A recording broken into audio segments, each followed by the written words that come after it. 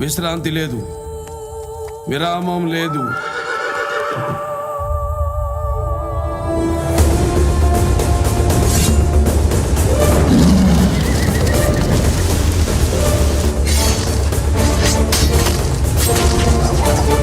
మా కత్తి కంటే నేను ఎత్తుటి చారా ఇంకా పచ్చిగానే ఉంది.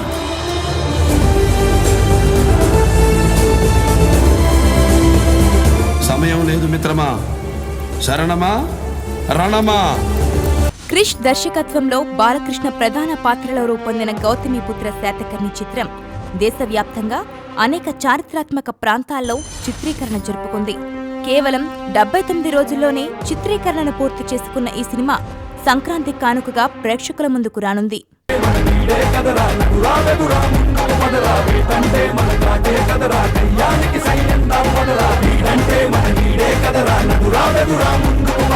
ఈ సినిమా ప్రారంభోత్సవానికి వచ్చి క్లాప్ కొట్టిన తెలంగాణ సీఎం కేసీఆర్ ను ఆ సినిమా హీరో బాలకృష్ణ ఆహ్వానించారు.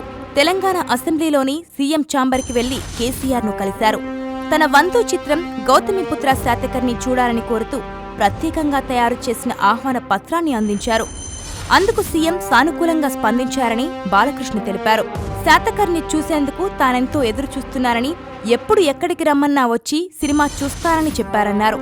ప్రజా ప్రతినిధులకు, వీఐపీలకు వీలుగా ఉండేలా రిలీజుకు ముందే ఒక షోను ఏర్పాటు చేస్తున్నామని తెలిపారు. తన సినిమాకు పన్ను రాయితీ ఇచ్చినందుకు కేసీఆర్ కు బాలకృష్ణ ధన్యవాదాలు తెలిపారు.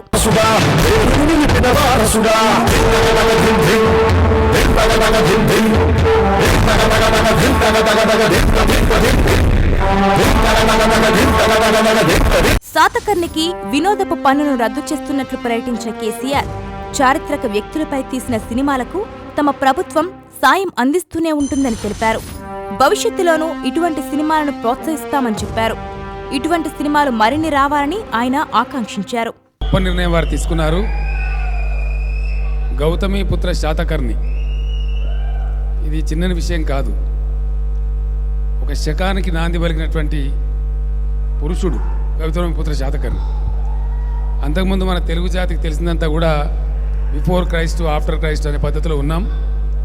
కానీ 100వ చిత్రానికి బాలకృష్ణ గారు తెలుగు ప్రజలందరికీ చరిత్రలో చిరకాలం గర్వంగా గుర్తుండిపోయే విధంగా మన చరిత్రకు సంబంధించిన అంశం కాబట్టి నేను ఫ్యామిలీతో సహా వచ్చి చూస్తాను. మళ్ళీ చిరంజీవి గారు మేమంతా కలిసే చూడాలని.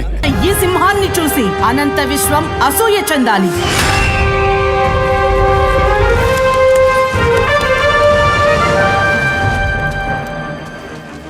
శాతకర్ణి నేను సింధు నుంచి ఆక్రమించుకుంటూ వస్తాను. అలెగ్జాండర్ కోలవికాని అఖండ భరతఖండం నా సొంతమవుతుంది. ఇప్పటికి ఉనికి నిలుపుకున్నాం, ఇక ఉనికి చాటుకుందాం. నూతన నిర్మాణమైన భారత రాజ్యాన్ని పరదేశం నేతృత్వంతో ప్రక్షాళన చేద్దాం. అటు ఇకపై తనను బాలకృష్ణగా కాకుండా బసవతారక రామపుత్రగా పిలవాలని అంతకుముందు బసవతారకం ఆసుపత్రిలో జరిగిన కార్యక్రమంలో బాలకృష్ణ విజ్ఞప్తి చేశారు. దొరికిన వాణ్ణి తురుముదాం, దొరకని వాణ్ణి తరుముదాం. ఏది ఏమైనా దేశం మేసం తిప్పుదాం.